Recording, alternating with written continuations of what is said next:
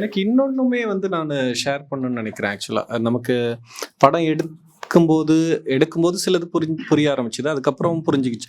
ஆக்சுவலா David Fincher வந்து ஒரு இது சொல்லுவார், இந்த ஒரு டைரக்டரோட ரோலே வந்து ஸ்கிரிப்ட்ல எந்த இடத்த எக்ஸ்பேண்ட் பண்ணணும், எந்த இடத்த ரெடியூஸ் பண்ணணுன்ற அதை பற்றிய ஒரு சரியான ஜட்ஜ்மெண்ட்டும் புரிதலும் இருக்கிறது தான் டைரக்டரோட மோஸ்ட் எசென்ஷியல் குவாலிட்டி அப்படிம்பாங்க. எக்ஸ்பேன்ஷன் மீனிங்னா இந்த சீனை வந்து இவ்வளோ தூரம் சஸ்டெயின் பண்ணி இவ்வளோ ஷார்ட்ஸோட கவர் பண்ணி இப்படி எக்ஸ்பேண்ட் பண்ணி சொல்லணும். அதே மாதிரி இந்த சீனை வந்து சும்மா இப்படி ஸ்கிப் பண்ணிட்டு போகிறதுன்ற அந்த இடம் இருக்குல்ல, அந்த எக்ஸ்பேண்ட் பண்ணுறது அப்படிங்கிறது இந்த படத்துக்குள்ள 1-2 சீன் எனக்கு இன்னுமே நம்ம எக்ஸ்பேண்ட் பண்ணி எடுத்துருக்கணும்னு தோணுச்சு. சில இடத்த வந்து இன்னுமே ஸ்கிப் பண்ணி எடுத்துருக்கணும்னு தோணுச்சு. அது நம்ம படம் பண்ணி எடிட்டில் தான் அது நமக்கு புரியுது. ஆமாம், ஒரு 2-3 சீன்ஸ் இருக்குது, அதை நம்ம இன்னும் பெட்டராக கன்சீவ் பண்ணி ப்ரெசென்ட் பண்ணியிருக்கணுன்றதும் இருக்குது.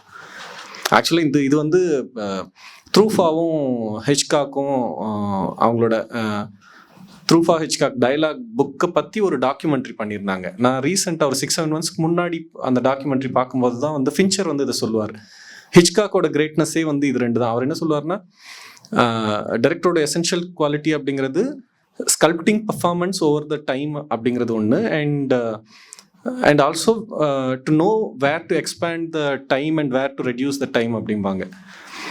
இது வந்து எனக்கு இப்போதான் அதோட இன்சைட்ஸ் ரொம்ப டீப்பாக புரிய ஆரம்பிக்குது. நம்ம அதை கவனிச்சதுக்கப்புறம் படத்தில் ஒர்க் பண்ணும்போது இது இன்னும் ஷார்ப்பாக இன்னுமே நம்ம புரிஞ்சுக்கணும், இன்னும் இவால்வ் ஆகணுங்கிறது வந்து தெரிய ஆரம்பிச்சுது. ஆமாம், ஒரு விஷயம். நான் ஆக்சுவலாக ஒரு 3 படம் இப்போ லேட்டஸ்ட்டாக கூட ஒர்க் பண்ணேன். நான் ஒர்க் பண்ணும்போது அது எக்ஸ்பீரியன்ஸ் பார்த்தோன்னா ஒவ்வொரு ஸ்க்ரீன் பிளேல ஒரு டிஃப்ரெண்ட் இருக்குது. நம்ம எடுக்கிறது வந்து நம்மளோட தேவையை நம்ம யோசிக்கிறத எடுக்கணும். இப்போது தோழர் தினகரன் எடுத்தது நான் பார்த்தேன், ரைட்டர் நான் ஒர்க் பண்ணேன், கபாலி மெட்ராஸ் ஒர்க் பண்ணேன். அவர் ஒவ்வொரு டிஃப்ரெண்ட்டில் அவங்க எடுப்பாங்க. ஸோ என் கூட ஒர்க் பண்ணிட்டு இவர் எடுக்கும்போது நான் பார்க்குறேன். ஸோ அவருக்கு தெரிஞ்சதை அவர் எடுத்தார், ஒரு படம் ஒன்று வந்துடுச்சு. ஸோ நான் என்ன இப்போ இவங்கன்னு சொல்கிறேன்னா, யாருக்கு என்னென்ன தோணுதோ ஸோ ரொம்ப கான்ஃபிடண்ட்டாக அதை பண்ணலாம், தப்பு கிடையாது. ரொம்ப கான்ஃபிடண்ட்டாக பண்ணலாம், அது கண்டிப்பாக ஒரு வடிவத்தை கொடுக்கும். நம்ம எல்லாரும் ஒவ்வொரு ரைட்டிங் பண்ணுவோம், அந்த ரைட்டிங் நம்மளுக்கு தான் முதல்ல சாட்டிஸ்ஃபை ஆகும்.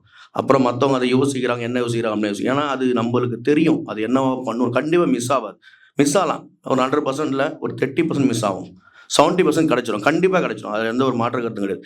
ஸோ நான் ஏன் அதை நான் சொல்கிறேன்னா, என்னோடய எக்ஸ்பீரியன்ஸில் நான் பார்த்தேன். இப்போ மோசஸ் வெக்கைன்ற ஒன்று படம் போய்ட்டு அது நம்ம பண்ணோம், ஒரு 48 நாள் ஷெடியூல் போட்டோம், 30 நாளில் முடிச்சிட்டோம் அதை. ஸோ அது ஒரு பயங்கர எக்ஸ்பீரியன்ஸ். அது எப்படி பண்ணுன்றது எனக்கு தெரியும். நான் அதெல்லாம் நான் சொல்கிறேன், அது எவ்வளோ ஸ்பீடில் பண்ணி முடிச்சோன்னு. இப்போ தோழர் பார்த்தோம், ஆக்சுவலாக அவர் ரொம்ப பயங்கர அவர் தேவையானதான் ஒன்று எடுத்தார். ஒரு 10 டேக் போவார். என்ன அப்படின்னு கேட்கும்போது எனக்கு கரெக்டாக இல்லை அப்படின்னுவார். எல்லாருமே சோர்ந்துருவோம். ஸோ நான் அப்புறம் பார்ப்பேன், லாஸ்ட்டில் ஒரு 3 டேக் மேலே, அப்புறம் 3 டேக் மேலே பார்த்தா சேம் தான் போவோம். என்ன இது இந்த டேக் ஓகே போனால் அந்த டேக் ஓகே யோசிச்சிட்டே இருப்பார். ஸோ ஏன்னா அது அவரோட ஐடியா. ஸோ நான் இன்னமும் இது கரெக்டாக இருக்கான்னு, ஏன்னா மிஸ் பண்ணுறக்கூடாது, நல்லா வரணும் அப்படின்னு. ஸோ இது ஒரு எக்ஸ்பீரியன்ஸ். ரைட்டருக்கு நான் பண்ணிகிட்டு இருக்கும்போது பார்த்தீங்கன்னா அதுவும் அதே மாதிரி தான். அவன் ரொம்ப ஸ்டார்டிங் ஃபஸ்ட் நாள் ரொம்ப கொஞ்சம் கஷ்டமாக வந்து எடுக்குது. அப்புறம் வந்து ரொம்ப ஐடியா பண்ணி சூப்பராக எடுத்தாப்புல. ஸோ எல்லாருக்குமே என்ன சொல்ல வரேன்னா, நம்ம கான்ஃபிடண்ட்டாக இருக்கணும் எடுக்கும்போது. ஸ்கிரிப்ட் எழுதும் போதும் சரி, ரொம்ப ஸ்பீடாக போயிட்டுருக்கு இந்த உலகம் இப்போ இந்த சினிமா வந்து. ஸோ நம்ம என்னைக்கு நைட் அண்ட் டே ஒர்க் பண்ணி ஒரு 1 year 2 year டைம் வச்சு நம்ம எவ்வளோ ஸ்பீடில் அடிக்கிறோமோ கண்டிப்பாக சக்ஸஸ் ஆகும்னா நம்ம எடுக்கிறது தான். எனக்கு தெரிஞ்சு என்னோடய எக்ஸ்பீரியன்ஸில் நான் இப்போ வந்து டேரக்டரில் எவ்வளோ பேர் பார்த்துருக்கேன். எல்லா தவறுகளுமே நடக்கும், எல்லா எடிட்டில் சரி பண்ண முடியும். பட் ஆனால் அதை நம்ம அந்த ப்ரொடியூசர் நம்ம வாய்ப்பு கொடுக்குறாரு அடுத்து எடுக்கிறதுக்கு. இல்லைனாலும் 2 நாளில் 1 நாளில் நம்ம சரி எடுக்க முடியல, அடுத்த நாள் சரி பண்ண முடியும். ஆனால் முழுக்க நம்ம நம்பணும், அது மட்டும் ரொம்ப கான்ஃபிடென்ட். என் பேர் காந்தி. நான் வந்து கன்னடா இண்டஸ்ட்ரியில் ஒரு ஃபிலிம் பண்ணியிருக்கேன். ஆக்சுவலாக டியர் ராகான்னு ஒரு படம், அது ஒரு இண்டிபெண்டன்ட் ஃபிலிம், ஒரு டெலிஃபிலிம், ஒரு 52 minutes வரும். அது வந்து நாங்கள் அமேசான் ப்ரைமுக்கு சேல் பண்ணியிருக்கோம். ஸோ இப்போ அந்த போர்ட்ஃபோலியோ வச்சுக்கிட்டு நான் சென்னைக்கு வந்திருக்கேன். ஸோ தமிழில் ஒரு ஃபிலிம் பண்ணணும்னு சொல்லிட்டு தான் அந்த ஃபிலிம் ஆக்சுவலாக பண்ணணும். ஸோ ஆஸ் எ டெபியூட் டைரக்டராக என் கொஸ்டின் என்னன்னா, இங்கே நிறைய பேர் நிறைய போர்ட்ஃபோலியோஸ் வச்சுட்டு இருப்பாங்க, நிறைய ஷார்ட் ஃபிலிம்ஸ் வச்சுட்டு இருப்பாங்க, நிறைய அசிஸ்டன்ட் டைரக்டர்ஸாக ஒர்க் பண்ணியிருப்பாங்க. ஆஸ் எ டெபியூட் டைரக்டராக எப்படி ஒரு ப்ரொடியூசர்ஸை அப்ரோச் பண்ணணும், ஒரு ப்ரொடியூசர் வந்து என்ன எதிர்பார்க்குறாங்க, நீங்கள் வந்து ஒரு அசிஸ்டன்ட் டைரக்டர் கம்பல்சரியாக ஒர்க் பண்ணணுமா, இல்லை ஏதோ ஒரு ஷார்ட் ஃபிலிம் வச்சுக்கிட்டு அவங்கள போய் ரீச் பண்ணால் ஏதாவது ஒரு பாசிட்டிவான ரெஸ்பான்ஸ் கிடைக்கும்? அவங்க ஃபர்ஸ்ட் அண்ட் ஃபார்மோஸ்ட் வந்து ஸ்கிரிப்ட் தாங்க. இப்போ என்னோட படத்தில் ஷேக் பாபு கேரக்டராக ஒருத்தர் பண்ணியிருப்பார், பாரி பண்ணார். பாரி பாட்டில் ராதா ஷூட் முடிச்சதுக்கப்புறம் தான் வந்து இது ஜமா வந்து பண்ணாங்க. ஜமா பண்ணும்போது என்ன பாரி பண்ணனா, ஜமா ஸ்கிரிப்ட் மட்டும் சொல்லலை, ஒரு 3 minutes பைலட் வீடியோ பண்ணிட்டு, அந்த பைலட் வீடியோ பயங்கரமாக இருக்கும், செம்ம ஸ்ட்ராங்காக இருக்கும். அந்த வீடியோ ரொம்ப நல்லா இருக்கும். அதை காமிச்ச உடனே ப்ரொடியூசர்ஸ்க்கு வந்து ரொம்ப பிடிச்சிருச்சு. அவங்க ஈஸியாக வந்து அதோட ரிலேட் பண்ணிட்டு அடுத்த இடத்துக்கு நம்ம இதை டேக் ஆஃப் பண்ணலாம் அப்படிங்கிற மாதிரி போயிட்டாங்க. அதனால இப்போ பாரி வந்து யாரோட ரொம்ப பெரிய டீமோட அசஸ் பண்ணி வந்தாங்க அப்படிங்கிறதுலாம் கிடையாது. ஆக்சுவலாக நல்ல ஸ்ட்ராங்கான ஸ்கிரிப்டும் அந்த பைலட் வீடியோ இருக்குல்ல, ரொம்ப நல்லா இருக்கும் அந்த வீடியோ. அந்த பாரியோட சினிமோட்டோகிராஃபர் யாரோ அவர் தான் அந்த பைலட் வீடியோவும் ஒர்க் பண்ணது. ஒரு 1.5 lakh 2 lakh பட்ஜெட்டில் அந்த பைலட் வீடியோ பண்ணியிருப்பாங்கன்னு நினைக்கிறேன். அப்படி தான் அது நடக்குது. மற்ற விஷயங்கள்லாம் செகண்டரி தான். நீங்கள் இங்கே ஒர்க் பண்ணியிருக்கணும், அங்கே ஒர்க் பண்ணியிருக்கணும் அப்படிங்கிறதெல்லாம் இன்னைக்கு அவ்வளோ தூரம் யாரும் கவனிக்கிறாங்களான்றது தெரியல. ரொம்ப ஸ்ட்ராங்கான ஸ்கிரிப்ட் ப்ளஸ் அதை எக்ஸிக்யூட் பண்ணுறது அளவுக்கான ஸ்கில் நமக்கு இருக்கா அப்படிங்கிறது. நம்ம ஷார்ட் ஃபில்மாக அது இருக்கலாம், இல்லை நம்மளோட பைலட் வீடியோவாக இருக்கலாம், இது இருந்தாலே போதும் தான்.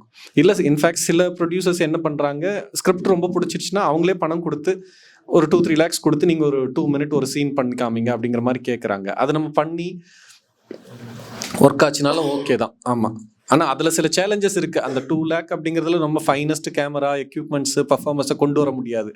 அதை வச்சு அவங்க ஜட்ஜ் பண்ணி ப்ராஜெக்டை டேக் ஆஃப் பண்ணாமல் போகிறதும் இருக்குது. அது டிஸ்கஷன்ஸ்குள் உட்படுத்த வேண்டிய ஒரு இது அது. ஆமாம், இன் ஜென்ரல் ஃபைனான ஸ்கிரிப்டும் நம்மளோட மேக்கிங் எபிலிட்டி ஷோ பண்ணுறதுக்கான ரீல் இருந்தாலே ஒர்க் ஆக தான் செய்யுது. பட் டைரக்டர்ஸோட ஒர்க் பண்ணுறது அப்படிங்கிறது வந்து அது வெறுமனே ஃபில்ம் மேக்கிங் பற்றியது மட்டும் கிடையாது. அங்கேருந்து நம்ம என்ன கற்றுக்குறோம் அப்படிங்கிறது வந்து அது ஃபில்மை தாண்டி லைஃபு, நிறைய பொலிட்டிக்கல் பெர்ஸ்பெக்டிவும் ஃபிலசபியும் நிறைய விஷயம். நம்ம இப்போ ரஞ்சித் கிட்டேருந்து நான் ஃபில்முக்கு மட்டும்தான் கற்றுக்கிட்டேன்னா அப்படி கிடையாது. லைஃப்பை பற்றியுமே நிறைய அங்கே தான் புரிஞ்சிக்க முடியுது. நிறைய வேல்யூஸை வந்து நம்ம நிறைய பொலிட்டிக்கல் வேல்யூஸை அங்கேருந்து புரிஞ்சிக்க முடியுது. நிறைய டைவர்ஸான ஃபிலசபி அது சார்ந்த டிஸ்கஷன்ஸ் வந்து அங்கே நடக்குது, அங்கேருந்து தெரிஞ்சிக்க முடியுது. அதெல்லாம் தான் நடக்கும். ஒரு நல்ல ஒரு ஸ்ட்ராங்கான வைஸ்ஃபுல்லான டைரக்டர்ஸோடு நம்ம அசஸ் பண்ணும்போது அந்த மாதிரி விஷயம் பெரிய டேக்அவே இருக்கும். அவர் சொன்ன மாதிரி தான். ஆக்சுவலாக அது நல்ல கொஸ்டின். அது நான் என்னோட எக்ஸ்பீரியன்ஸ்லாம் பார்த்துருக்கேன். ஆனால் ஸ்கிரிப்ட் ரொம்ப ரொம்ப ரொம்ப முக்கியம். ஸ்கிரிப்ட் முக்கியம். பட் ஸ்கிரிப்ட் சொல்லிட்டா கூட நம்ம நல்ல ஸ்கிரிப்ட் கொடுப்போம், நல்ல கதை சொல்லியிருப்போம், சொல்லி முடிச்சுட்டும் யோசிப்பாங்க இவங்க கரெக்டாக பண்ணுவாங்களா அப்படின்னு சொல்லிட்டு. ஸோ அப்போது வந்து நம்ம நல்ல டேரக்டரை ஒர்க் பண்ணியிருந்தால் அது ஒரு ப்ளஸ். அது மட்டும் போதாது, அந்த டைமில் இன்னும் கொஞ்சம் நம்ம டைமிங்கும் வெயிட் தேவைப்படும். அதுதான் உண்மை. ஆக்சுவலாக ஃபஸ்ட்டு மூவி பார்த்து ரொம்ப நல்லா இருந்துச்சு. ரொம்ப நேர்த்தியான படம். அதுக்கு முதல்ல வாழ்த்துக்கள். என்னோட கேள்வி என்னென்னா, அந்த கேரக்டர் குடிகாரர்கள் அப்படிங்கிற ஒரு இது நம்ம அன்றாட பார்க்குற ஒரு இதில் வந்து நம்ம ஏன் குடிக்கிறாங்க அப்படிங்கிறதுக்கு மல்டிபிள் ரீசன்ஸ் இருக்குது. ஏன் ட்ரங்க் அடிக்ட் ஆகிறாங்க, இல்லைன்னா ட்ரங்க்கு அது ஒரு குடி நோயாளியாக மாறுறாங்க, அந்த பாயிண்ட் வந்து என்னவா இருந்திருக்கும்? நீங்கள் உங்கள் ரிசர்ச் படி உங்களோட இது என்னென்ன காரணங்களாக இருந்திருக்குங்கிற மாதிரி உங்களோட. ஆக்சுவலாக இதுக்கு ரொம்ப சரியான பதில் வந்து மெடிக்கல் ப்ரொஃபஷனல்ஸ் தான் சொல்ல முடியும்னு வச்சுக்கோங்களேன். நான் இந்த கதை சார்ந்து அதோட ஆய்வுலேருந்து நான் புரிஞ்சுக்கிட்ட விஷயத்தை வந்து அது ரொம்ப லிமிட்டட் தான். அதை மட்டும் நான் ஷேர் பண்ணுறேன். என்னென்னா, நிறைய ஃபேக்டர்ஸ் இருக்குது. யாரோ பயங்கரமாக ஒரு பிரச்சனையால் இதாகிட்டு ஒருத்தவங்க ஒரு இஷ்யூ ஆகிட்டு குடிக்க ஆரம்பிச்சு அடிக்ட் ஆகுறாங்க. நிறைய பேர் கதைக்குள்ளே அப்படி ஒரு ரீசன் வைக்கணுங்கிறதுலாம் சொல்லிட்டு இருந்தாங்க. அப்படிலாம் ஒன்றும் கிடையாது. அடிக்ட் ஆகிறதுக்கு ரொம்ப கேஷுவலாக ஆரம்பித்து அடிக்ஷனுக்கும் போய் நிற்கிறாங்க.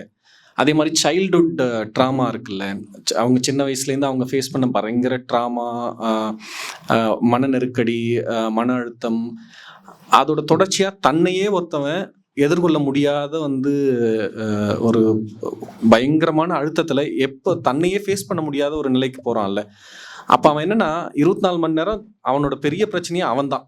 அவனோட மனத்துக்குள்ளே இருக்க பயங்கர குழப்பங்களும் நெருக்கடிகளும் தன்னை போட்டு டார்ச்சர் பண்ணிக்கிட்டே இருப்பான்.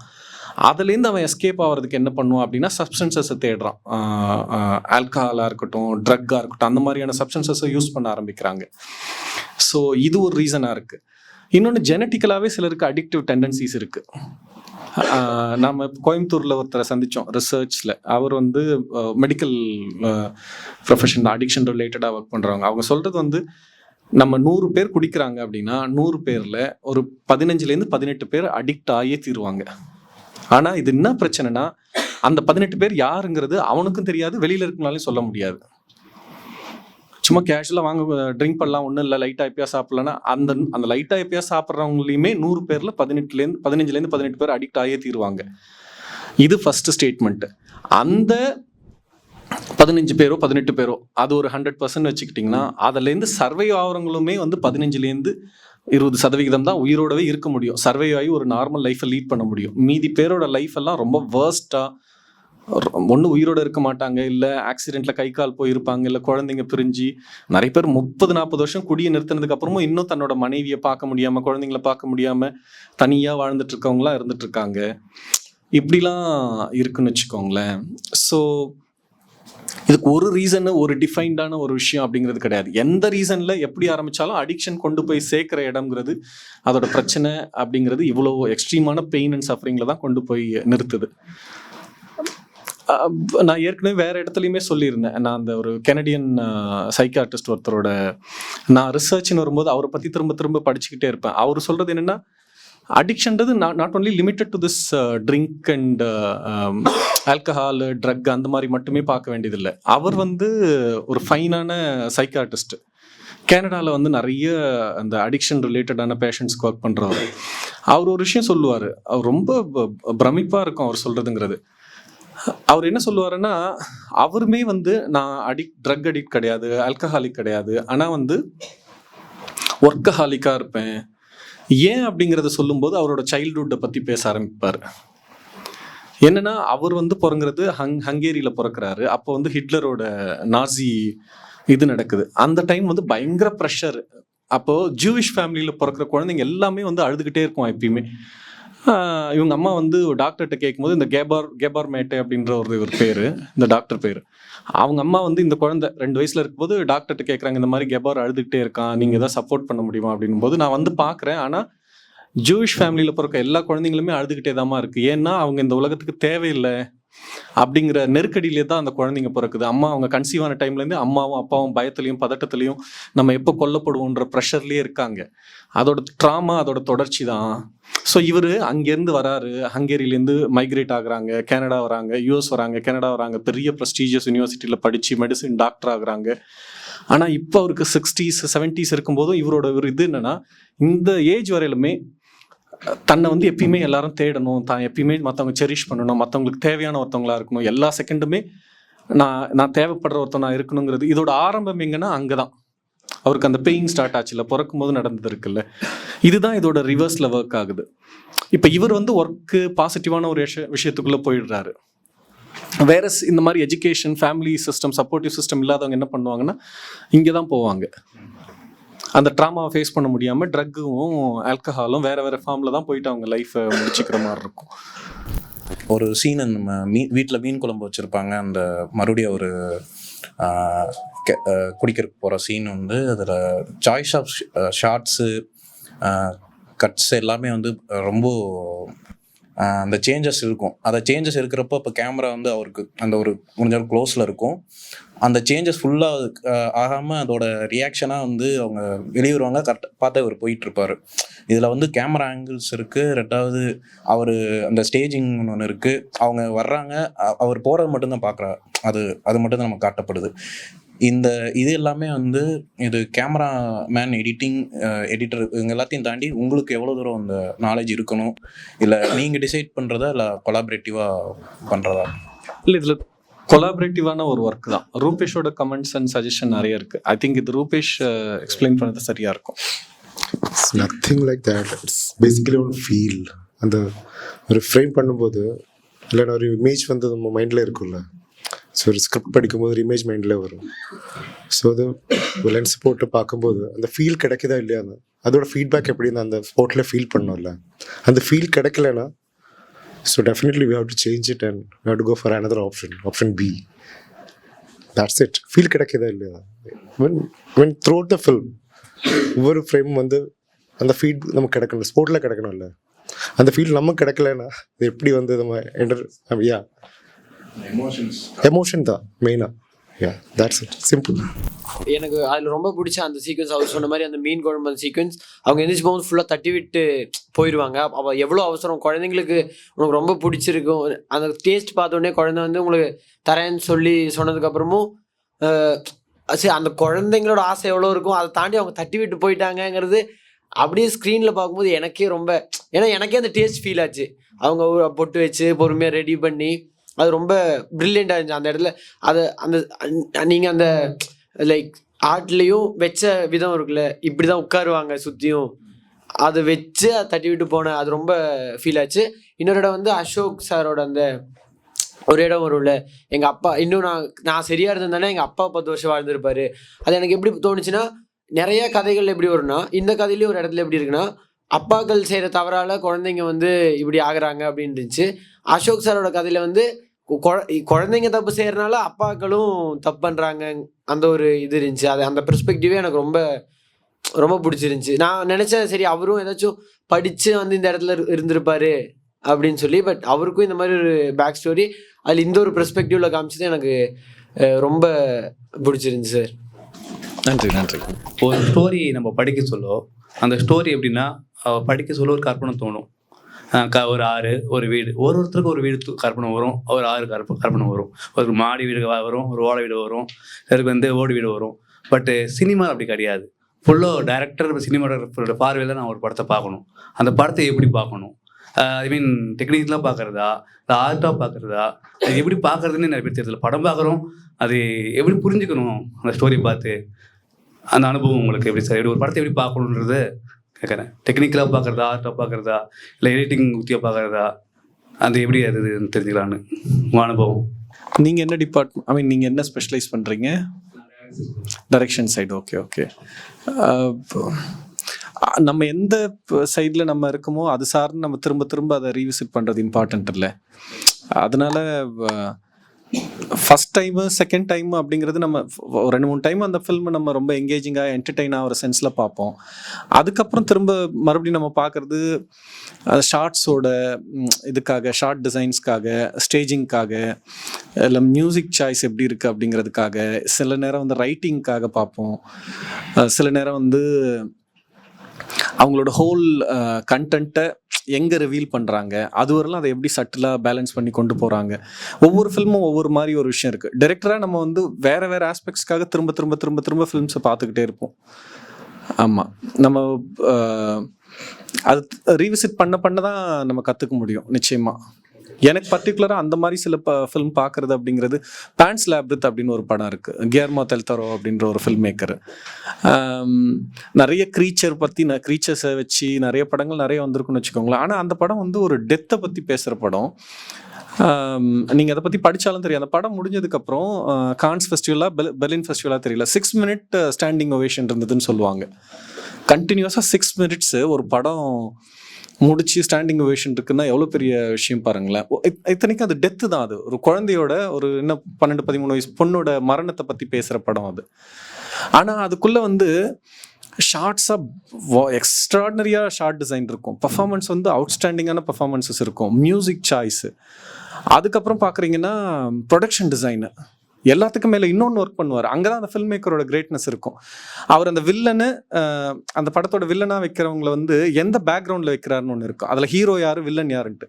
ஒரு ஸ்பானிஷ் சிவில் வாரில் அங்கே மக்களுக்காக போராடுற அந்த போராட்ட குழு அவங்க தான் ஹீரோயிக்காக இருப்பாங்க. வில்லன் வந்து கவர்மெண்ட் சைடில் நிற்கிற ஒரு மிலிட்டரி கர்னலை தான் வில்லனாக வச்சுருப்பார். இந்த ஸ்டாண்ட் ஒரு பர்சன் எடுக்கிறாருல்ல, இவர் எந்த சைடில் நின்று ஒரு கதையை சொல்லணும் அப்படிங்கிற ஒரு இது நம்ம திரும்ப திரும்ப ரீவிசிட் பண்ணும்போது தானே தெரியும். அதே மாதிரி இப்போது காட்ஃபாதர் பார்ப்பீங்க. காட்ஃபாதர் பார்த்தாலுமே அதுக்குள்ளே அவ்வளோ ஒரு நுவான்சஸ் இருந்துக்கிட்டே இருக்கும். அகெயின் நான் என்ன சொல்கிறது, படம் மட்டும் பார்க்குறதோடு இல்லாமல் அந்த ஃபிலிம் பற்றிய முக்கியமான ரைட்டர்ஸோட ரிவ்யூவர்ஸோட இதை படிக்கிறது இன்னுமே நமக்கு சப்போர்ட் பண்ணும். இப்போ காட்ஃபாதர் பற்றியே ஒரு 4-5 இம்பார்ட்டன்ட் ரிவ்யூவர்ஸ் என்ன சொல்கிறாங்க, இப்போ பாலின் கேல் வந்து காட்ஃபாதர் பற்றி என்ன பேசியிருக்காங்க அப்படிங்கிறது நம்ம படிப்போம். ஆண்ட்ரூ சாரிஸ் என்ன சொல்கிறாரு அப்படிங்கிறத படிப்போம். முக்கியமான ரிவ்யூவர்ஸ் வந்து அந்த ஃபில்மை சேம் சைடு அவங்க சொல்றதையே வந்து நம்ம அப்படியே தலையில எடுத்து வச்சுக்கணுன்றது கிடையாது. இப்போ எனக்கு ரொம்ப பிடிச்ச ஃபிலிம் இருக்கும், தி ஸ்டிங் அப்படின்ட்டு ஜார்ஜ் ரேஹில்னு ஒரு டைரக்டர் பண்ணியிருப்பார். எனக்கு ரொம்ப பிடிச்ச படம் அது. அதை வந்து கேல் வந்து கம்ப்ளீட்டாக டிஸ்மிஸ் பண்ணியிருப்பாங்க. அதனால அந்த படம் எனக்கு அவங்க சொல்லிட்டாங்கன்றதுனால இல்லைன்றது கிடையாது. எனக்கு அந்த படம் பார்க்கும்போது என்ன இமோஷனலாக எப்படி ஒரு இதை உருவாக்குச்சோ இன்னைக்கு வரல நான் ரீவிசிட் பண்ணுற படம் தான் அது. அதை படிக்கவும் செய்யணும், ஆஸ் வெல் அஸ் நமக்கு பிடிச்சிருக்குன்னா ரொம்ப அதை சில நேரம் வந்து ஒரு இது இருக்குங்க. ஆக்சுவலாக நமக்கு எனக்கு ஃபில்ம் மேக்கருக்கு ரொம்ப முக்கியமான விஷயமா நான் என்ன வேணும்னு நினைக்கிறேன்னா, நமக்கு ஒரு ஸ்டாண்ட் இருக்குல்ல. ரொம்ப ரொம்ப இப்போ சினிமா பற்றி நிறைய பேசுகிறோம், ஷார்ட்டு கிட்ட அது இதுன்னு பேசிகிட்டு இருக்கோம், அதெல்லாம் செகண்டரி தான். முதல்ல ஒரு படம் ஆரம்பிக்கும் போது ஒன்றத்தை நம்பி ஆரம்பிக்கிறோம். அவன் கடைசி 3 வருஷம் ஆகும் அந்த படம் ரிலீஸ் ஆகிறதுக்கு, சில நேரம் 3.5 வருஷம் ஆகும். இந்த படம்லாம் 3.5 வருஷம் ஆச்சு. நீங்கள் அந்த படம் ரிலீஸ் ஆகிற வரலும் உங்களோட நம்பிக்கை இருக்குல்ல, உங்களோட விஷனை நம்பி அதை மட்டுமே நம்பி நீங்கள் நிற்கிறது இருக்குல்ல, அதுதான் ரொம்ப ரொம்ப ரொம்ப ரொம்ப இம்பார்ட்டன்ட் குவாலிட்டி ஒருத்தருக்கு தேவைப்படுது டைரக்டருக்கு. போகிற போக்கில் வந்து போகிறவங்கலாம் ஒன்று சொல்லிக்கிட்டே இருப்பாங்க, அதுக்கேற்ற மாதிரிலாம் ஃபில்மை மாற்றிக்கிட்டு இது பண்ணிக்கலாம் இருக்க முடியாது. இதோட இது என்ன சொல்கிறேன்னா, பொய்யா ஒரு கதை எழுதும்போதே இன்னைக்கு இதை பேசினா நம்ம இது பண்ணுவாங்க, இதை சொன்னால் இவங்க அப்ரிஷியேட் பண்ணுவாங்க, இல்லை இதை பேசினா இவருக்கு பிடிக்கும், இதுக்காகலாம் கதை எழுதுன்றது கிடையாது. நம்மோட விஷன் என்ன, ஏன்னா பொய் சொல்லிட்டு போயிடலாம். இன்னைக்கு நான் உங்களை பார்த்து பொய்யா ஒரு வார்த்தை சொல்லிட்டு போயிடலாம்னு வச்சுக்கோங்களேன், அது அந்த செகண்டோட முடிஞ்சிடும். சினிமா வந்து 3 வருஷம்லாம் உங்களால பொய்யை சுமந்துட்டுலாம் இருக்க முடியாது. நீங்க நம்புற உண்மை அது மற்றவங்களுக்கு பொய்யா கூட இருக்கலாம், ஆனா நீங்க நம்புற உண்மையை நீங்க சுமக்க நினைச்சா மட்டும்தான் 3-4 வருஷம் அதுக்காக நின்று சண்டை போட முடியும்.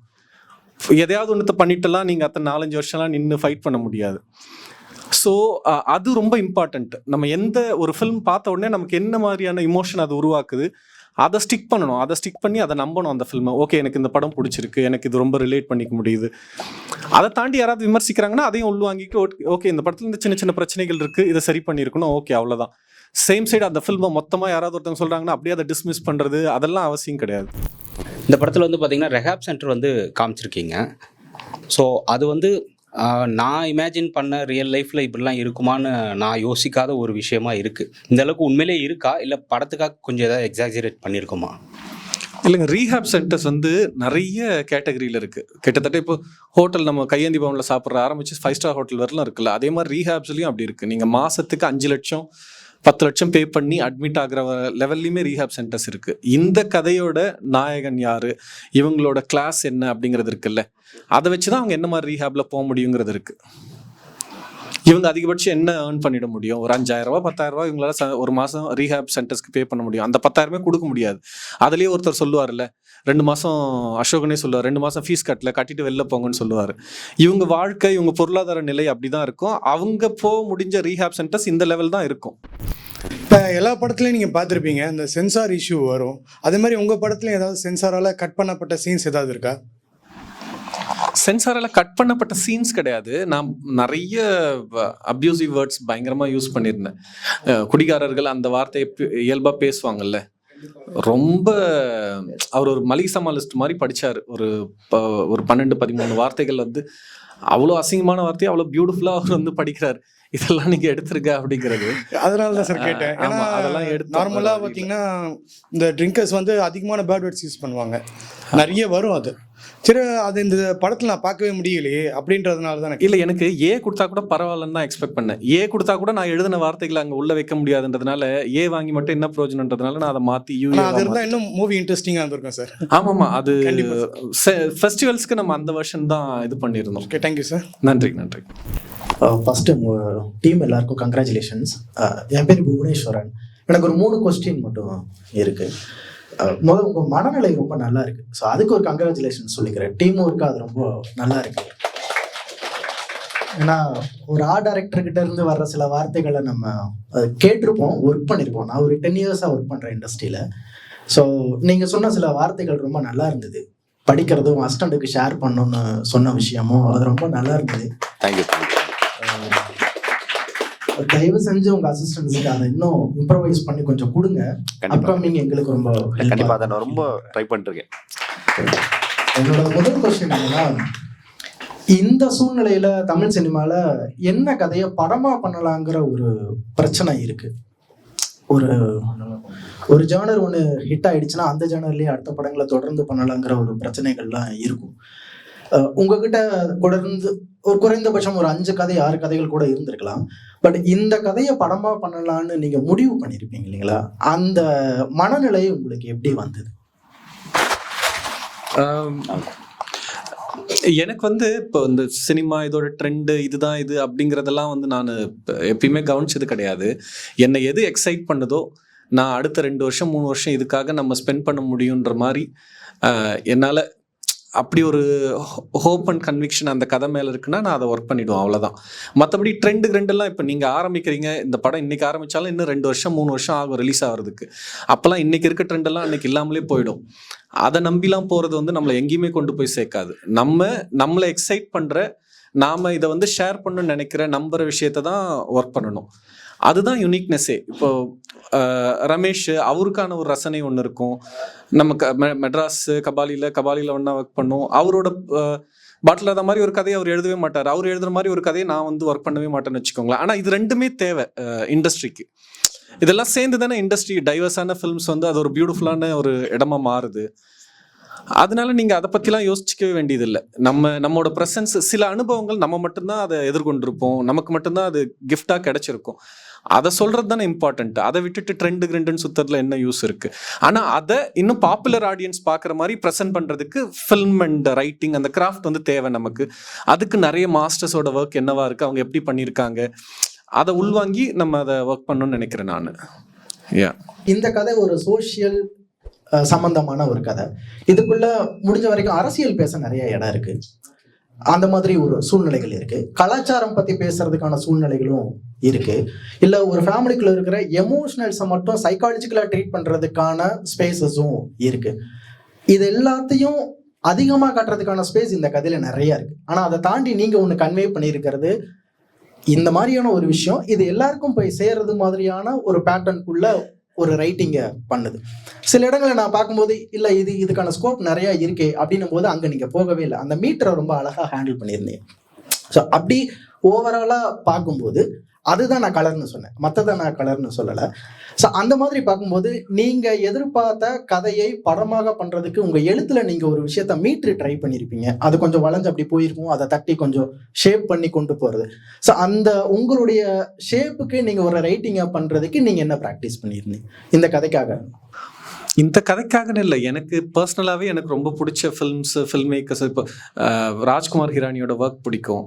அவர் ஒரு ஃபிலசபியோட ஒரு சென்சிபிளான ஹியூமன் எமோஷனை பேசுவார். ஆனால் அதை ட்ரையாக ஃப்ரஸ்ட்ரேட்டிங்காக பேச மாட்டார். பயங்கர ஹியூமர் இருக்கும், ரொம்ப இமோஷனலாக அழகாக அவர் ஒர்க் பண்ணுவார். ஈவன் சஞ்சு வரையிலுமே அந்த பேலன்ஸ் இருக்கும் அவர் படங்களில். இப்போ திலீஷ் போத்தனோட ஒர்க்கில் அப்படி இருக்கும். நிறைய நான் அட்மையர் பண்ணுற இங்கிலீஷ் ஃபில்ம் மேக்கர்ஸாக இருக்கட்டும், யூரோப்பியன் ஃபில்ம் மேக்கர்ஸாக இருக்கட்டும், அவங்க இப்படி தான் ஒர்க் பண்ணுறாங்க. ஆக்சுவலாக நம்மளோட ரசனை தான் நம்ம எப்படி ஒர்க் பண்ணணுன்றது தீர்மானிக்குது இல்லை. நம்ம ரசிக்கிற ஃபில்ம் மேக்கர்ஸு நம்ம அவங்கள ஏன் ரசிக்கிறோன்றதும் நம்மளோட அனுபவம், நம்ம personal experience as well as நம்மளோட டேஸ்ட் எல்லாம் சேர்ந்து தான் நம்ம அவங்களோட ஃபில்மை அட்மையர் பண்ணுறோம். இப்போ நீங்கள் ஏர்ன்ஸ்ட் லூபிட்ச்னு ஒரு ஃபில்ம் மேக்கர் இருக்கார். 20s ஆரம்பித்தார், 40s இறந்துடுறாரு. ஆனால் பில்லி வைடர் மாதிரி நிறைய மாஸ்டர்ஸ் லூபிட்ச் எப்படி எழுதுவார் அப்படிங்கிறது தான். இன்ஃபேக்ட் பில்லி வைடர் அவரோட ரூம்லேயே எழுதி வச்சுப்பார், இந்த சீனை லூபிட்ச் எப்படி எழுதியிருப்பாருன்ற மாதிரி ஒரு கோட்டை எழுதி வச்சுட்டு ரெஃபர் பண்ணுவோன்னு சொல்லுவார். லூபிட்சோட ஃபிலிம்ஸ் எல்லாம் காமெடி தான். To be or not to be, Ninotchka, நிறைய ஃபிலிம்ஸ் இருக்குது. எனக்கு பயங்கரமாக பிடிக்கும் அது. நிறைய நேரம் அந்த ஃபஸ்ட் டைம் அந்த ஃபில்மை பார்த்து எப்படி வெடிச்சு சிரிச்சிருக்கேங்கிற எக்ஸ்பீரியன்ஸு பயங்கரமாக அது திரும்ப திரும்ப ரிமைண்ட் பண்ணி பார்த்துப்பேன். அந்த மாதிரி ஃபிலிம்ஸ் தானே நம்ம உள்வாங்குறோம். நேச்சுரலாக நம்மளோட ஒர்க்குமே அப்படி தான் வரும். அதோட தொடர்ச்சி தான். ரொம்ப திட்டமிட்டு இது இப்படி போயிடக்கூடாது அப்படி போயிடக்கூடாது அப்படிங்கிறதுலாம் இப்போவுமே நான் உங்கள் டிஸ்கஷன்லேயே சொல்லியிருந்தேன்ல, இன்னுமே ஒரு 10-15 பக்கம் கம்மியாக அதை எழுதியிருந்தேன் அப்படின்னா இன்னும் நிறைய ஹியூமரோட இந்த படத்தை செகண்ட் ஹாஃபும் சேர்ந்து ப்ரெசென்ட் பண்ணியிருக்க முடியும் என்னால். எடிட்டில் இந்த ஒரு டியூரேஷனுக்குள்ளே வைக்கணும்னு வரும்பொழுது அந்த ஹியூமரஸ் எபிசோட்ஸ் தான் நம்ம வெளியில் வைக்க வேண்டியதாகிடுச்சு. அதுதான். தேர்ட் கொஸ்டின், ஃபைனல் கொஸ்டின், கோடைரக்டரும் கூட இருக்கிறதுனால அதை நான் கேட்டுக்கிறேன். நீங்கள் ஒரு சீன் எழுதுனதுக்கு அப்புறம் அந்த சீனை இப்படி இருந்தால் கன்சியூம் பண்ணால் நல்லா இருக்கும்னு உங்களுக்கு ஒன்று தோணியிருக்கும் ஓவராலாக. பட் அதை அவர் படித்ததுக்கு அப்புறம் இல்லை இந்த சீனை இப்படி பண்ணாமல் இதை இந்த பாயிண்ட் ஆஃப் வியூவில் கன்சியூம் பண்ணால் நல்லா இருக்கும் அப்படின்னு சொல்கிறாருன்னா, அது ரெண்டுமே ஆப்போசிட்ல ஒரு முரண்ல இருக்கிற ஒரு சிச்சுவேஷன் வருது அப்படின்னா அந்த சிச்சுவேஷனையும் அந்த சீனையும் நீங்கள் வேற எப்படி கன்சியூம் பண்ணிக்கலாம்னு டிஸ்கஸ் பண்ணுவீங்க? எனக்கு இப்போ முக்கியமாக இன்னொரு கோபிநாத்னு ஒருத்தன் இருந்தான். அவன் ஸ்டார்டிங்கில் ரிசர்ச்ல இருந்து கதை எழுதுறது வரலும். இப்போ ரமேஷ் ஒரு கோ டைரக்டர்னா இன்னொரு இந்த படத்தை கிட்டத்தட்ட படத்தோட இன்னொரு டைரக்டர்னே சொல்லிடலாம். அவனோட ஒர்க்கு தான். அவன் பர்சனல் இதால் அவன் இங்கே வர முடியல. இந்த ஈவெண்ட்டுக்குமே கோஆர்டினேட் பண்ணது கோபி தான் வந்து கோஆர்டினேட் பண்ணியிருந்தான். ரைட்டிங் சைட்லேருந்து ரிசர்ச் சைட்லேருந்து அதை ட்ரிம் டவுன் பண்ணி கொண்டு வரதுலேருந்து அந்த டிஸ்கஷன் தொடர்ந்து நடந்துக்கிட்டே இருந்தது அவனோட. ஈவன் ஷூட் பண்ணும்போதே வந்து கோபி வந்து ஒரு இடம் சொல்லியிருந்தான், கொஞ்சம் அதிகமாக இருக்குது சார், இன்னும் கம்மி பண்ணணும் அப்படின்னும் போது நம்ம ஷூட் நெருங்கிடுச்சு, நம்ம அப்படியே ஷூட் போகிற மாதிரி போயிடுச்சுன்னு வச்சுக்கோங்களேன். ரமேஷ் வந்து ஷூட் ஆரம்பித்து ஒரு 1 வீக் டைமில் தான் டீமுக்குள்ளே ஜாயின் பண்ணுறாரு. ரமேஷோட எக்ஸ்பீரியன்ஸுங்கிறது எடுக்கிறதுல வந்து நிறைய படங்கள் ஒர்க் பண்ணதில் பயங்கர ஸ்ட்ரென்த். சில இடங்களில் வந்து இங்கே க்ளோஸ் வேணும் அப்படின்னு ரமேஷ் சஜஸ்ட் பண்ணுவாங்க. எனக்கு அப்போ வந்து இது க்ளோஸ் தேவையா வேண்டாம் அப்படின்ற மாதிரி போயிடுவேன். சில இடத்துல க்ளோஸ் வேணும்னு சொல்லும்போது நான் ரியலைஸ் பண்ணி எடுத்திருக்கேன். அங்கெல்லாம் ரொம்ப சூப்பராக ஒர்க் ஆகிருக்கும். ஆக்சுவலாக ஒரு இடம் அந்த பாட்டு முடிஞ்சதுக்கப்புறம் ஒரு ஏரியில் உட்காந்துட்டு இருப்பாங்க. அவன் தம்பி கேட்பான், ஏன்பா இந்த மாதிரி திருவேற்காட்டில் ஒரு வேலை இருக்குது வந்து இது பண்ணுப்பா அப்படின்னும் போது நான் அங்கே க்ளோஸ் போகல. ஆனால் ரமேஷ் சொன்னது தான், அந்த இடத்துல ஒரு க்ளோஸ் போங்க, அவருக்கு நல்லா இருக்கும் பிரதர் அப்படின்ற மாதிரி சொல்லும்போது அங்கே க்ளோஸ் எடுத்தேன். கட் பண்ணி பார்க்கும்போது அது பயங்கர சூப்பராக அவரோட எமோஷன் இம்பேக்ட் செம்மையாக இருந்ததுன்னு வச்சுக்கோங்களேன். அது இன்ஸ்டிங்க்ட் தான். சில இடத்துல நமக்கு தேவைப்படும், அதை எடுத்துப்போம். சில இடத்துல தேவைப்படாதுன்னா தேவைப்படாது, அவ்வளோதான். ரொம்பலாம் நம்ம ஃபில்ம் நம்மோட விஷன் தானே, ஹெல்ப் நம்ம எடுத்துக்கலாம். மற்றபடி நம்மோட விஷனாக அது இருக்கும்போது ஹோல் ஃபில்மாக அது ஒர்க் ஆகும். அதை பற்றி ரொம்பலாம் நீங்கள் இது பண்ணிக்க வேண்டியதில்லை. ஆமாம்.